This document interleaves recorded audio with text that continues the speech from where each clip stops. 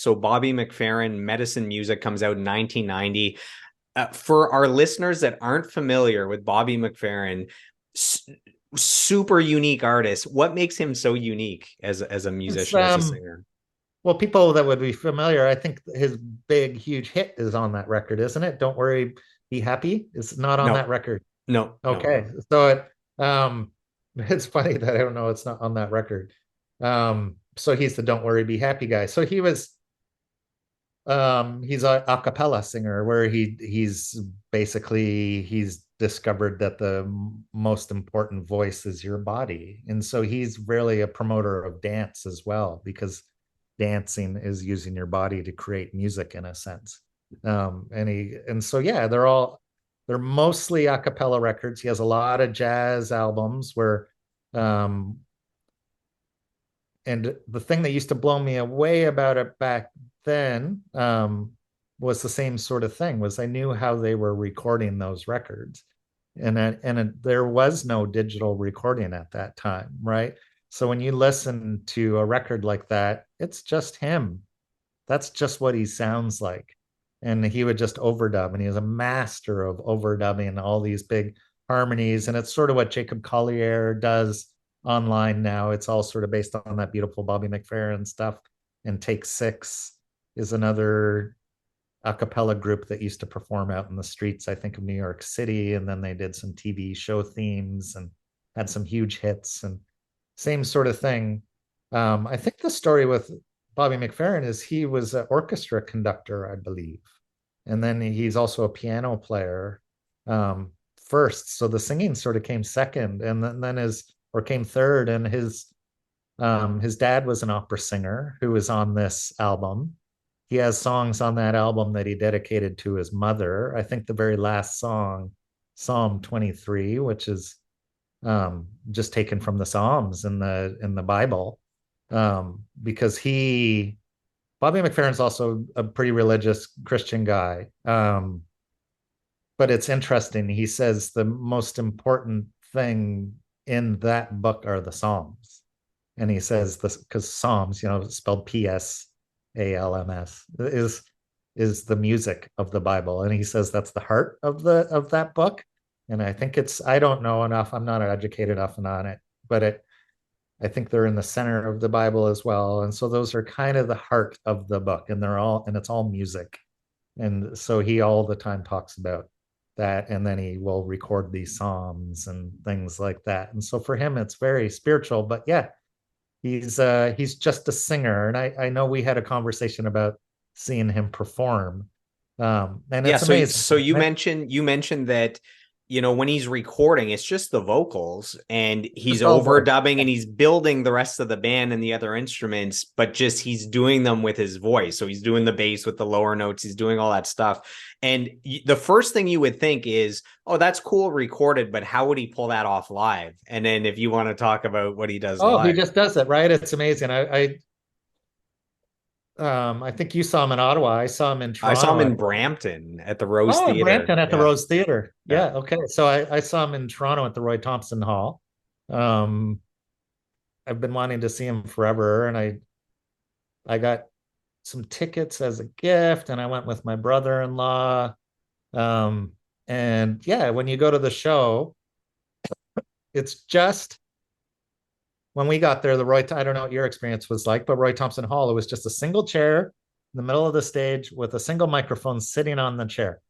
And Bobby McFerrin walks out, picks up the microphone, and just starts singing. And that was it. And then he slowly sat down and he spent the whole show singing. He got people from the crowd to get up and sing.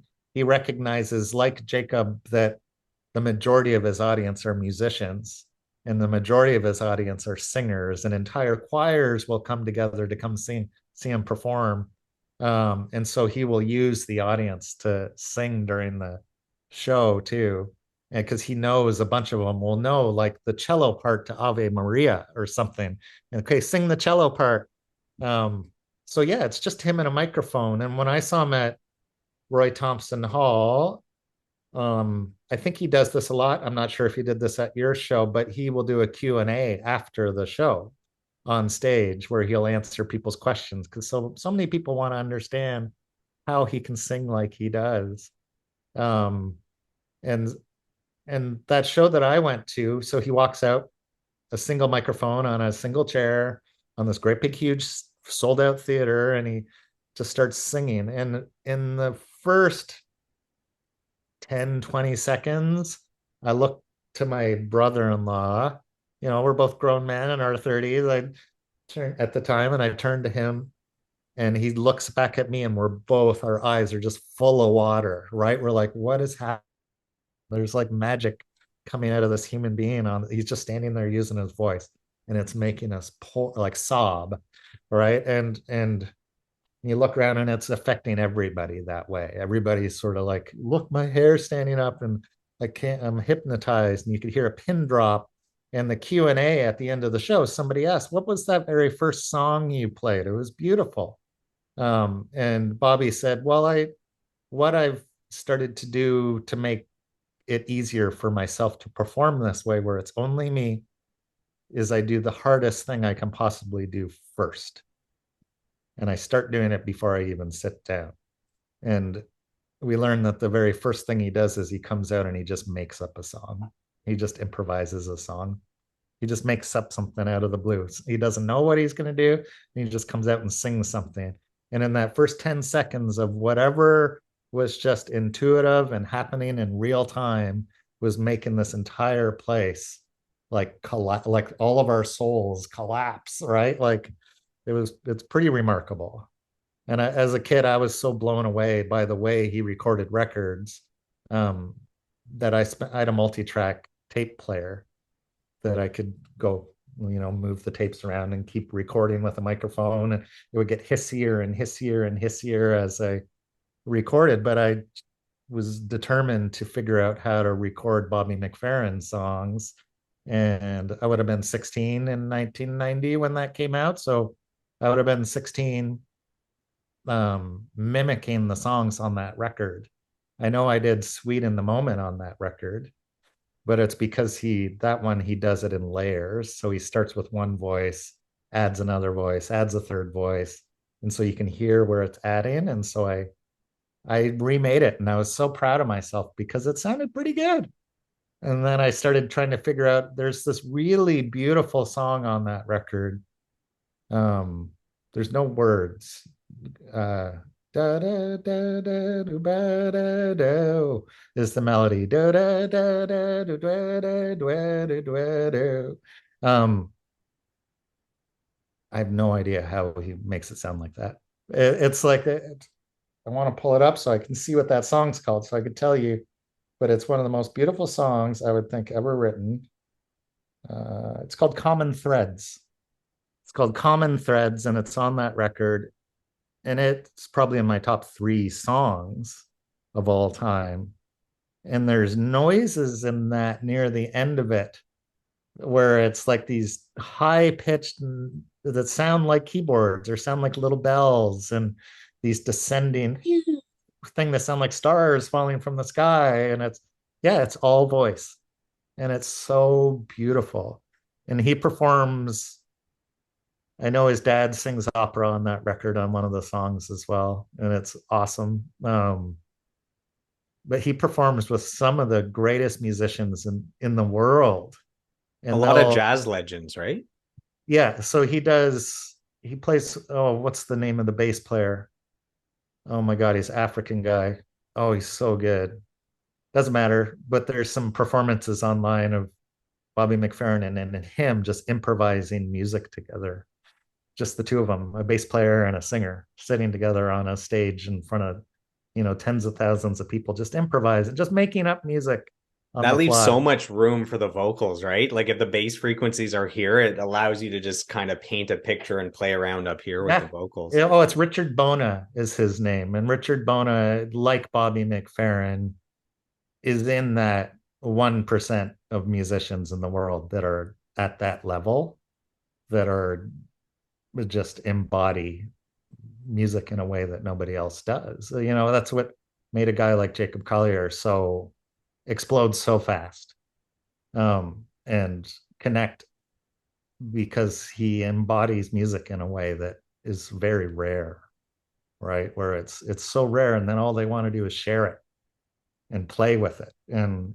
it's like a game almost. But Bobby McFerrin is definitely like that. It's so awesome. It's for me, it's funny because there's a record.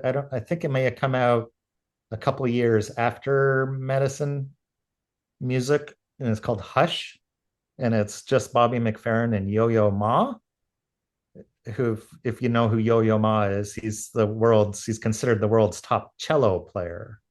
Um, Beautiful. He has so many records that are just cello, Yo-Yo Ma records. I think he, I think he may have played at the inauguration of Obama as well. I think he may have played cello at the inauguration of Barack Obama. Um, but that record is amazing because they're doing all of these. That one is on par with Medicine Music, where I've listened to it my entire life and tried to figure out how the heck does he do this? Because they're doing cello suites, but where Bobby's singing the other part, right? So he's singing the cello like the other cello part, where it's supposed to be two cellos, but it's Bobby's doing one cello and then Yo Yo Ma is playing cello. And they do stuff like Flight of the Bumblebee, right? There's all that super fast, and Bobby hits every note perfectly. And it's not like today where we can fake it. It's part of what is killing my soul and making it hard for me to keep doing this stuff. Is that so much of it is faked now? So many people fake it just because the technology is there. Um, but it's when you listen to an album like Hush, that what you're hearing is just what those two guys would sound like if they were in your living room. And it's remarkable. It's so crazy. It doesn't make any sense. Anyhow, there you go. I'm in So love. while I was listening to this album, Medicine Music, I just kept thinking, man, this is such a pleasant and soothing listen. Like I can picture you getting up, putting it on, and just pouring a cup of coffee and grabbing a book. It's just such a pleasant, warm listen. That's a funny thing to say because I had a house party at my parents' house when they went on a vacation when I was in high school. Um, and I stayed up like the entire high school came. I got busted by my dad eventually because of the shop vac was in the basement was full of beer caps all the way to the top. So I did an amazing job of cleaning up, but I didn't empty the shop vac, so it was full of beer caps. Either his Uh, son is a raging alcoholic or he threw a party. So yes, I obviously threw a party, but I have this crazy memory from that party because there were all these people passed out in my living room, my family's living room, on the couches and stuff. But I'm still awake because I've got anxiety. All these people are in my house. The sun is coming up. I'm pouring myself a cup of coffee, just like you said, and I put on this record. And I just sat and I remember sitting in the living room looking at all these hungover teenagers. And I was sitting in my mom's big easy chair and I listened to Medicine Music and enjoyed a coffee as the sun came up. So you're absolutely right in your perception of how it was listened to. And your imagery is spot on. those were the vibes that I got. I have a few cool things about Bobby McFerrin. He was 31 years old when he released his debut, so he was super late to the game. And it's cool That's to see. amazing. I love that. It's cool to see that starting at 31, he goes on to have a number one hit with "Don't Worry, Be Happy." That song wins 2 Grammys. Makes him the first artist ever, the first a cappella album to win a Grammy. So he was groundbreaking in his genre. He's won Yeah. 10 Grammys over his career, which makes him like one of the most decorated musicians of all time. And yeah, I have a few quotes here. And one of them talks about the instrumental songs, kind of like you highlighted. So the Los Angeles Times wrote that McFerrin sings splendidly, his intonation never faltering as he goes from throbbing bass notes to soaring light falsetto. And then this is the quote that kind of says what you said. So the Austin American Statesman wrote, McFerrin's penchant for unusual vocal innovation is present throughout the album, but it's the songs without words in McFerrin's musical universe that are the most challenging. Oh, they're so complex and challenging and amazing, right? Yeah, it's just when he hums. And I've learned so much from him from that Q&A. So he talked about how to use microphones properly. Um, it's funny, I've had people argue with me about it in bands. Um, but I don't know how you can argue with someone that can sing like Bobby McFerrin when he has a range like that, where he has that remarkable range where he can sing the bottom note of a piano and the top note of a piano.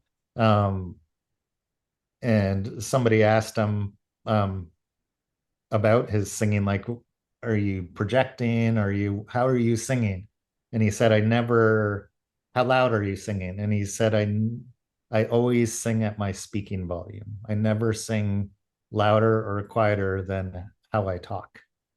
And so if you do that, you'll have an easier time singing too. You'll have an easier time hitting all your notes, and it just will be more natural and easy. And I took that to the bank, and man, is he ever right.